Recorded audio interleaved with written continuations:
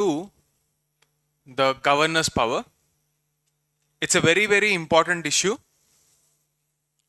Way back in April, we have had one judgment from the Supreme Court, and the context of that judgment is that the governor of Tamil Nadu, he was withholding the assent that he was supposed to give or take any action on the bills that were passed by the legislature of Tamil Nadu.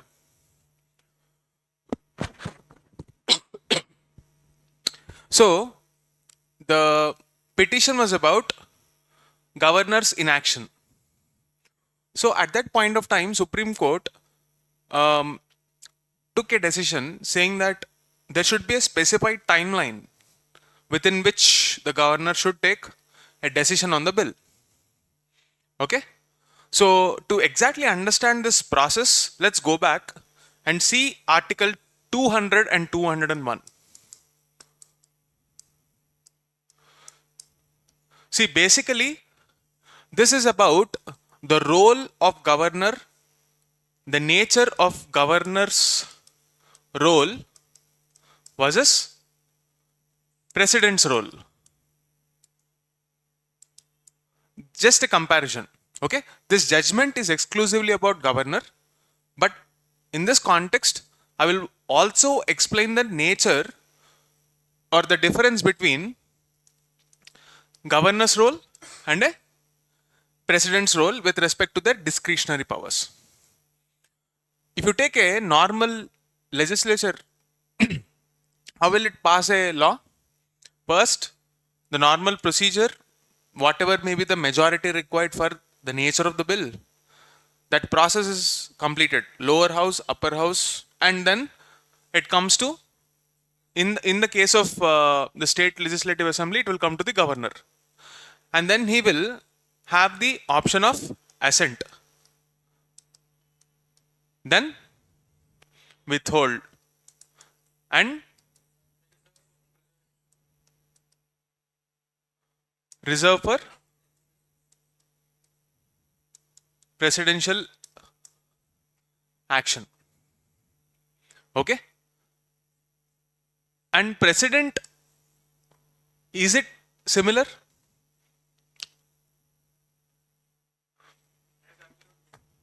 He has an absolute. What is the difference between an absolute veto in this case and discretionary powers? Why do you think there is a difference in this nature? What is the design principle involved here?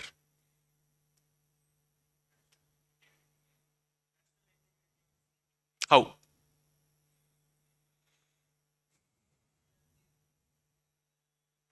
How? Think. See, constitution is like a design principle. It's a system. If you take a look at Union of States, India is a union of states. And to ensure that union of states with a quasi-federal structure, we will go for separation of powers. Legislatures, executive and judiciary. See, if you take a look at the design of this system, every institution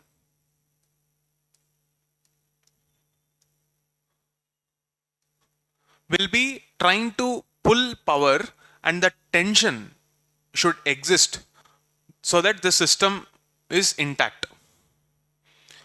If the tension vanishes, the system will implode. It will fall. There is a reason why this tension exists, so that the principle of constitutionalism survives. What do you mean by constitutionalism? A limitation on the absolutist nature of power through constitution itself. Clear? So, when judiciary imposes a timeline on how the executive should function, essentially it will feel like an overreach. But at the same time, executive is not doing its work. There is delay and it is not logical. Again, we are in a soup. You can't go to the judiciary and say that, boss, executive isn't doing its job, please fix it. And it can only warn the executive. If it actually takes up the job of executive, you are defying the logic of separation of powers. And the tension which was supposed to exist will slowly wither away and the system will collapse. This is the theoretical logic behind this whole separation of powers as a concept. Clear? Now, the court said that whatever decision it took on 8th April, that was overruled now because we are essentially through a five-bench judges case. They came together and gave an opinion on the issue here, and this is a constitutional issue. Therefore, this will act as a precedent and the previous ruling will now be overruled. It is not standing anymore. So, why do you think this kind of situation arised? Like, why do you think Supreme Court went back? Logic is explained, but it is not solving the problem. We are back to square one. It gave a vague answer that we have to, ensure, as in the court should ensure that executive is taking an action as early as possible. Okay. Now you have to understand the intent of the court here. The understanding of this intent is what we know as jurisprudence. And UPSC is testing this legal logic, which is called jurisprudence. In this case, do you think the constitutional makers were illogical in putting that silence? There is an intentional silence. When the constitution makers were debating at length on every minute issue, don't you think this logical thing they would have missed? No, right? If they were not talking about it, don't you think it was intentional? What do you mean by discretion? Discretion means you are thinking and taking a decision which is relevant according to the need of the hour. In the absence of that discretion, you are making constitution a very rigid body which cannot adapt to the need of the hour. And why are you putting that power only in the hands of governor? Why not elsewhere? Because the nature of governor's post is such that it acts as a link between the center and the states, and thereby safeguarding this union of states assertion that we lay down in Article 1. Clear? If the governor is acting in a way that is according to his wish and fancies, whims and fancies, eventually that will distort the federal structure. I'll give you a case. Let's take the case of whatever is happening in various states. Every state, to increase the percentage of reservation, they are passing some bills. Tamil Nadu has more than 65% reservation and it wants to increase it further. Let's say if the governor gives an assent to that bill, assent means you agree. Don't you think it will set a precedence for other states? Now, let's say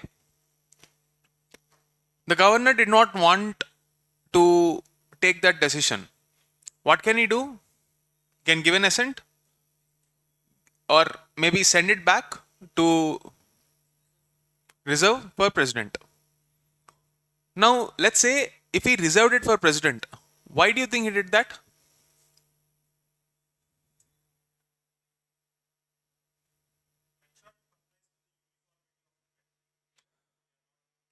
Is uniformity the norm in this country? Unity is not uniformity.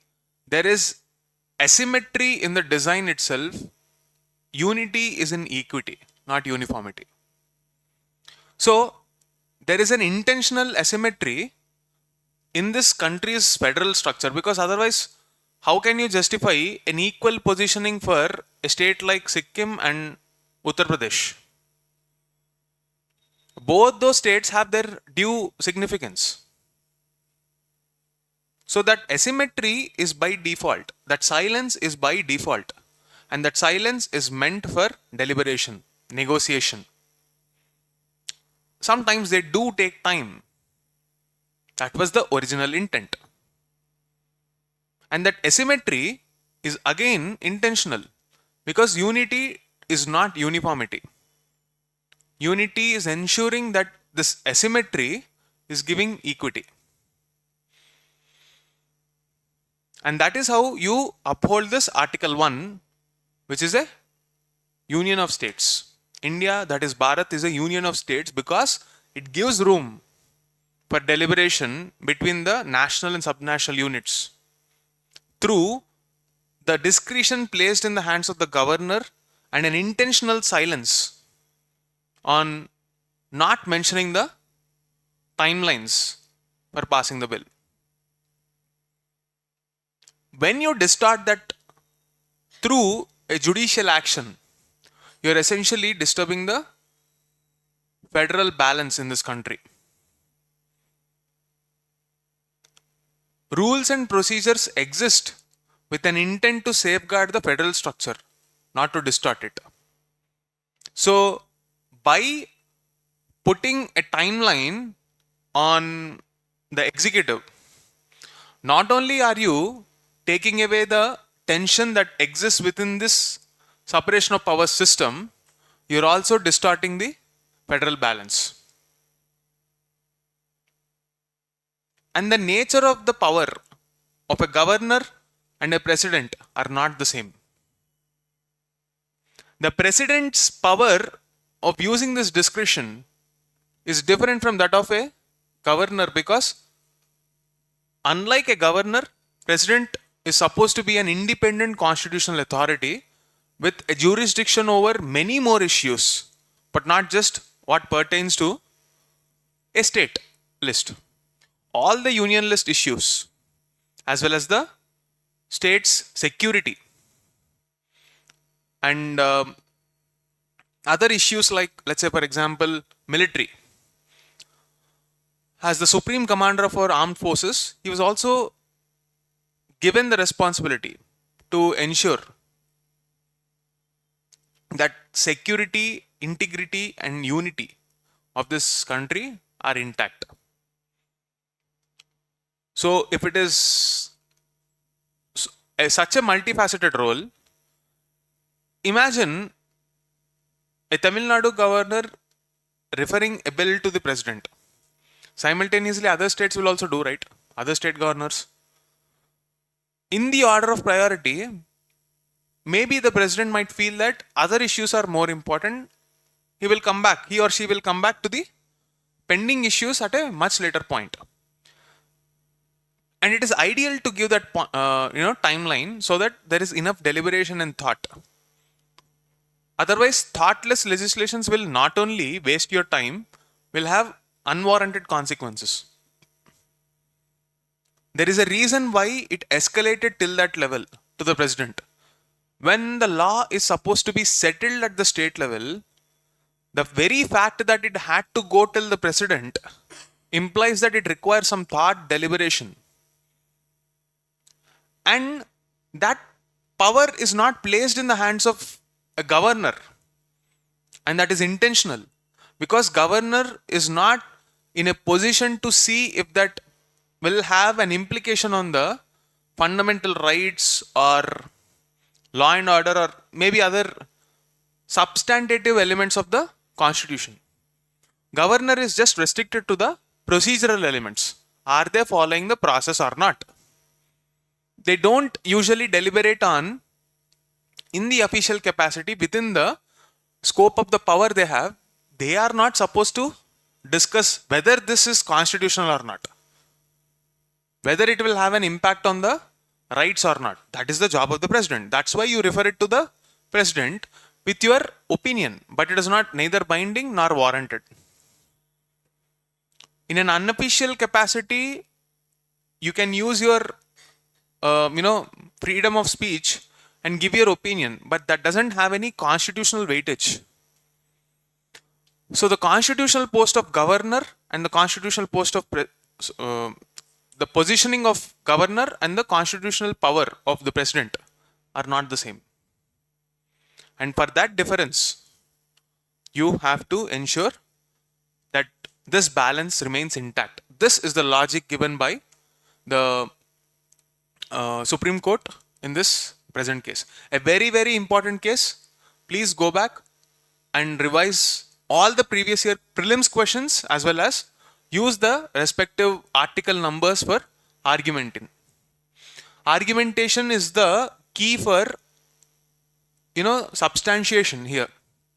If you can't conceptually clarify to the examiner why this is the logic, which is usually not explained in newspapers here. The logic is separation of powers. How? Through that silence, intentional silence, where that silence is meant for deliberation, thinking upon how this law should be taken forward. That was the intention of the constitutional makers, to remain silent on that issue. Clear? Moving forward.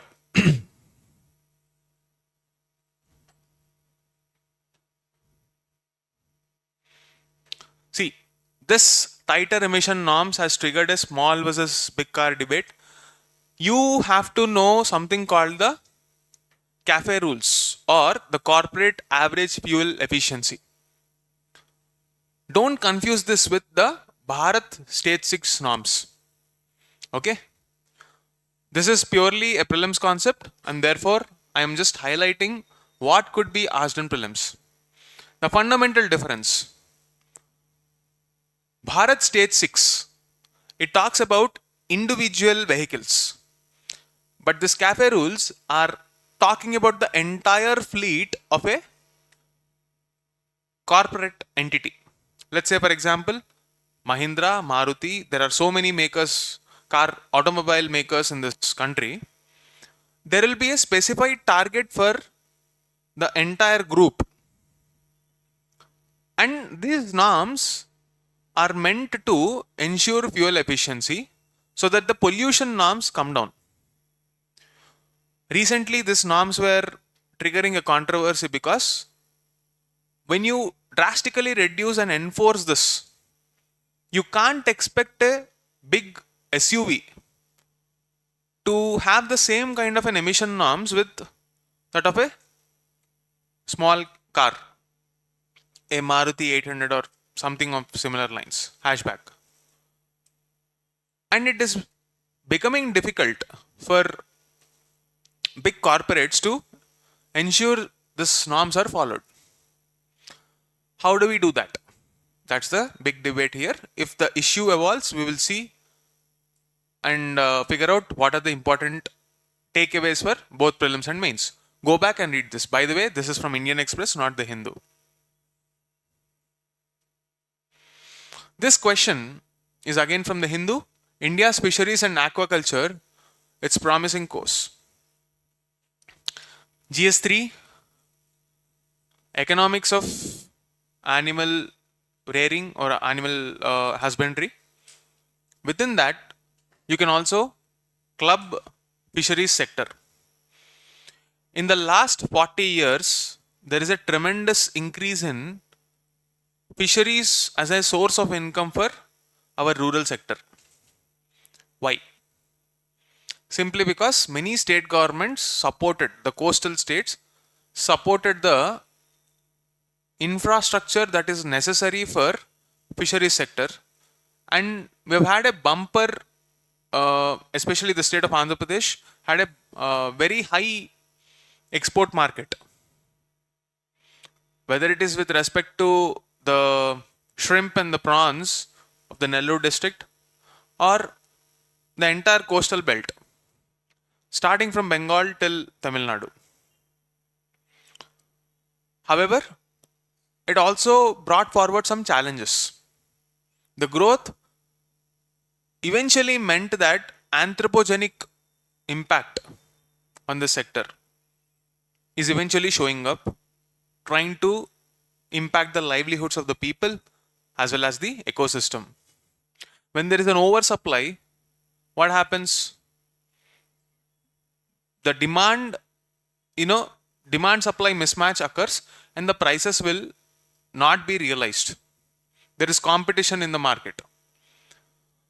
In this context, usually what happens is the small and marginal farmers, how they are impacted in agriculture, the small fishermen who are kind of unorganized with not so sophisticated equipment, they are usually more vulnerable because they usually end up catching small fish, which are not very remunerative. Okay. So, it is in this context you have to understand the importance of international organizations which provide both tech policy as well as financing guidance. The organization that we're talking about, Food and Agricultural Organization, in its report called SOPIA, here it is, just go through this, SOPIA, okay, State of World Fisheries and Aquaculture, that's the name of the report. There are some numbers which are not important, but every time you see some statistics like this, just make a mental calculation of rough approximate increase in percentage. 92.3 million tons in 2022, while aquaculture reached a record 130.9 million tons. India contributed to 10.23 million tons of aquatic animals, which made it the second largest producer. See, if you read absolute numbers like this, do you really think you will remember anything? Do you think UPSC will expect you to remember random numbers like this? No. But if you have to analyze something, you need to have a context. The context comes from our relative importance in the global market. And you will be able to establish that relative importance through a percentage, not through absolute numbers. If there are any freshers in this room, please do not make the mistake of writing down these random statistics and trying to memorize them. Nobody will remember it. And that's how you are not supposed to prepare also. So, have a look here. India's aquatic food production, in 80s it's 2.4. Now it is roughly 18. 9 times increase. In percentage wise, how much it is? CSAT. Okay. What is this? 17.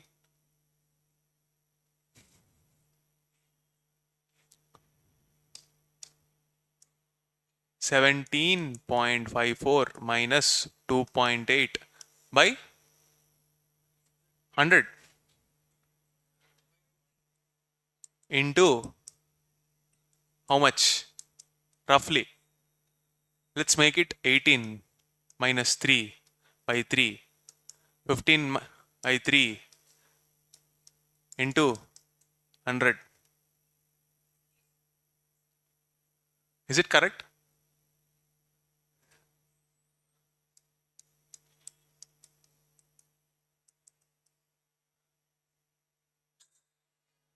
Okay, correct?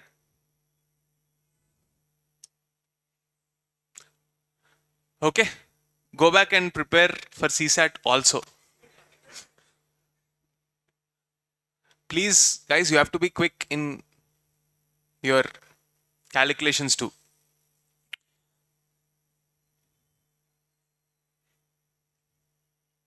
Okay.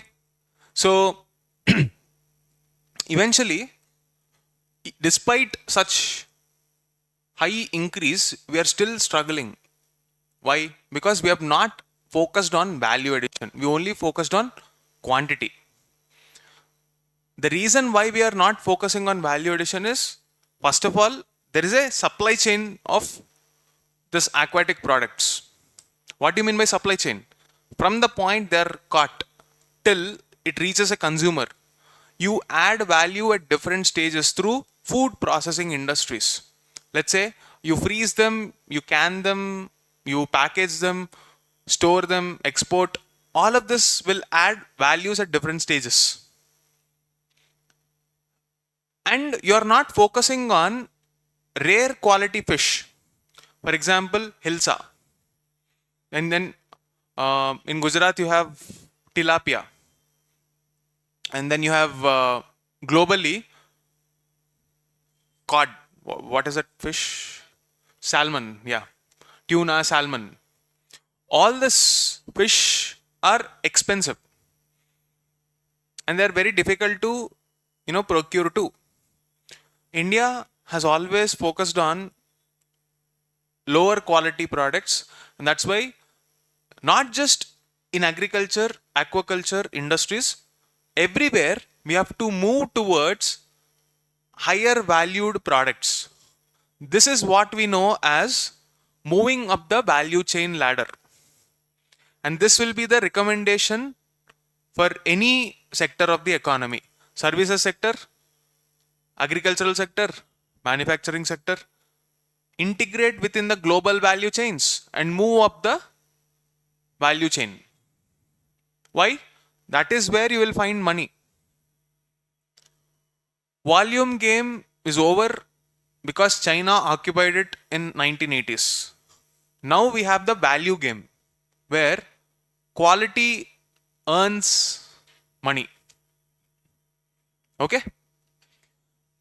But at this juncture, if you take a look at the fisheries sector, it is at a convergence point of geography, policy, economy, and social groups, their vulnerability, and also, of course, climate change, which makes it a very contentious issue, which has a multifaceted impact if something goes wrong.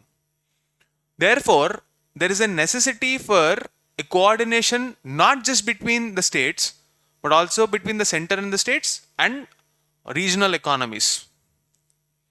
A case to the point being the India-Sri Lanka fishermen issue. Kachartibu Island. Okay? Okay, in this article, for the success of any program, what do you need in governance? Funds, functions, functionaries, and functionality. Funds, budget is allocated. How? Through a scheme. What is a scheme? Pradhan Mantri Matsya Sampada Yojana. And then other factors of production, land, labor, capital. You need land for aquatic ponds. You need capital. You have the Kisan credit cards. And also you need extension services, technical knowledge to ensure that the produce is of high quality. You have the Matsya Seva Kendras. And if you want to move up the value chain, we did move up. Otherwise, we wouldn't have improved our production. To support that, we have had ICAR Fisheries Institutes. We have the Marine Products Export Development Authority, MPEDA. Just like how agricultural products have EPEDA, for marine products you have MPEDA. If you take a look at the exports of India, agricultural exports, you will see marine products, basmati and meat in the top 3 usually. That's why it is very important. And you also had the National Fisheries Development Board. Where do you find this? Hyderabad. On the way to the airport near Attapur, if you ever go in that direction, you will see a fish-shaped building. This is what it is. Okay.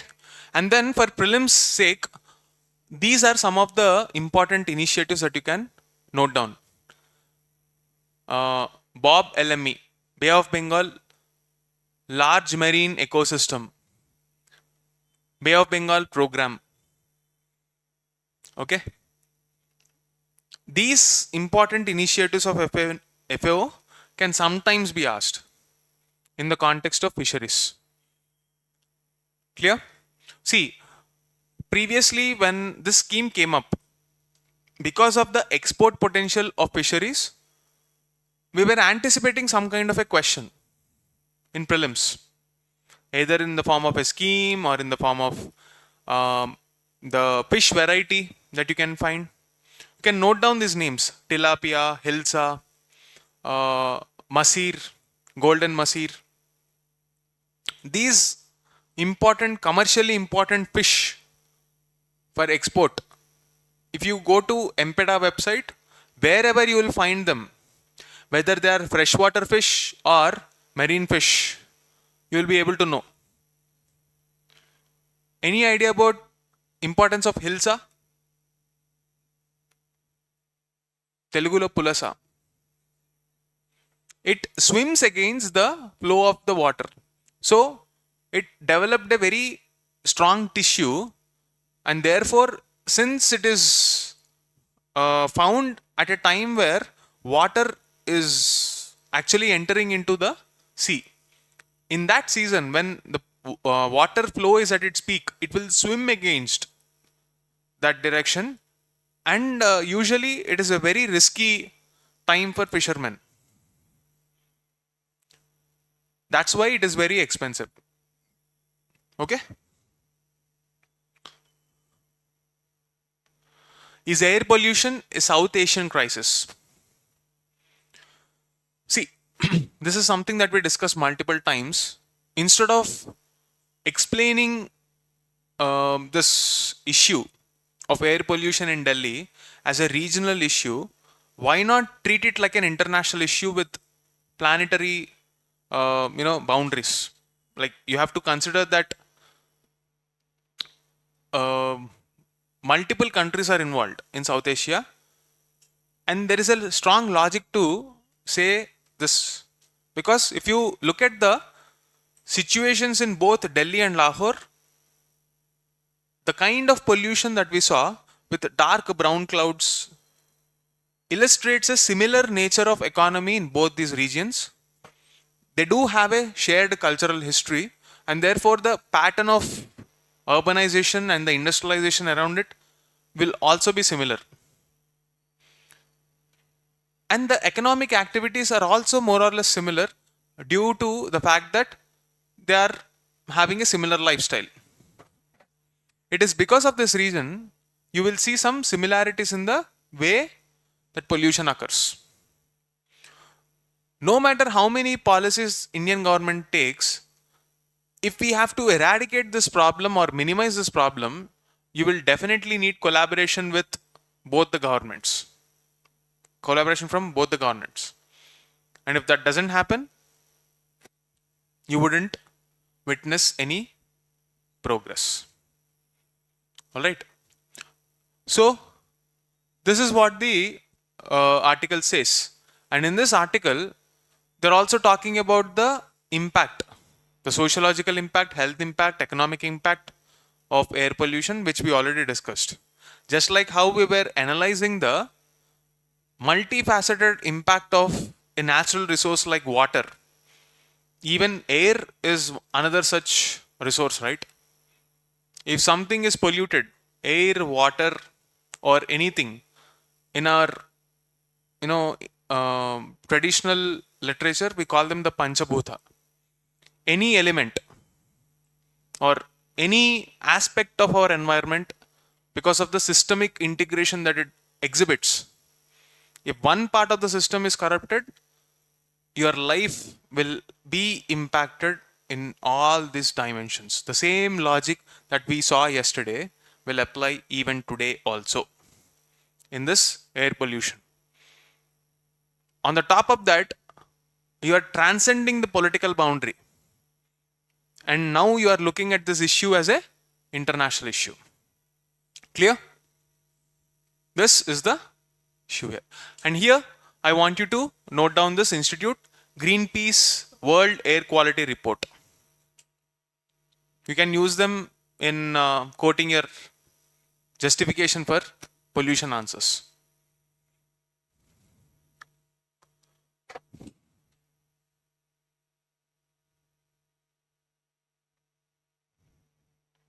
Okay. This last article is again important for prelims exam. The just transition mechanism is a financial instrument. Like the mechanism is meant for climate finance. See, in the previous COP summits, we wanted to move away from the non-renewable to the renewable. This process is called energy transition. India has a net zero target by 2070, and this target will remain just wishful thinking without the money required for moving away from the existing infrastructure. We need new investments. You can't just wish for a efficient solar plant to pop up in the place of a coal plant. If you want to stop the coal plant, even that cannot happen overnight. You have to slowly phase it out so that the existing grid becomes much more efficient through the integration of this solar, wind and other renewable energy. For that you need finance, where in all the sectors, agriculture, industries and even in services, you will have to go for energy efficient infrastructure, which is what our Energy Conservation Act talks about. But for all of this, you need money. And when you see this word, just a transition mechanism, it is with respect to financing. Okay? Just keep this point in your mind. And when you are preparing for prelims, these kind of things, when you logically read them, you will be able to remember them better. Okay, that's it for the day. Thank you.